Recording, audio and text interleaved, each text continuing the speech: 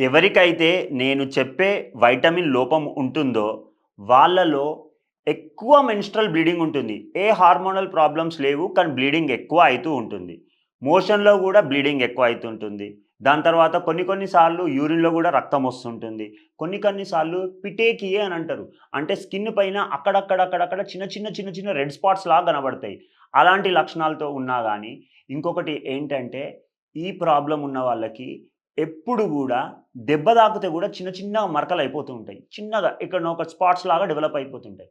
అది ఏంటి అంటే vitamin K.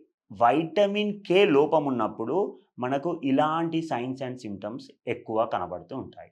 So, vitamin K తక్కువ ఉన్నవాళ్ళు ఏం జేయాలి? ఎలాంటి ఫుడ్స్ తీసుకోవాలి? గుర్తుపెట్టుకోండి, పాలకూర, తోటకూర, చుక్కకూర, బచ్చల కూర ఇలాంటి ఆకుకూరలు ఎక్కువ తీసుకుంటూ, ఇంకొకటి క్యాబేజ్, బ్రొక్కోలి, కాలీఫ్లవర్ ఇవిట్లలో గూడా ఇంకొకటి ఈ వాల్‌నట్స్‌లో గాని, ఇవిట్లో గూడా వైటమిన్ కే అనేది చాలా మంచిగా ఉంటుంది. సో, హోమియోపతిలో దీనికి సొల్యూషన్ ఏంటి? హోమియోపతిలో చాలా మంచి మెడిసిన్స్ ఉన్నాయండి. వైటమిన్ కేని రూట్ కాజ్‌ని అడ్రెస్ జేస్తూ క్యూర్ చేయడం అనేది జరుగుతుంది. సో, వైటమిన్ కే అనేది మనము జనరల్‌గా వినము. ఏ, బి, సి, డి గురించి వింటాం గానీ, కే అనేది గూడా చాలా ఇంపార్టెంట్. బ్లీడింగ్ ఎక్కువ కావడానికి శరీరంలో వైటమిన్ కే అనేది ముఖ్య కారణం. సో, వుమెన్స్‌లో ఎవరికైతే ఎక్కువ బ్లీడింగ్ అయితుందో ఒకసారి వెళ్లి వైటమిన్ కే టెస్ట్ చేయించుకోండి. Thank you viewers.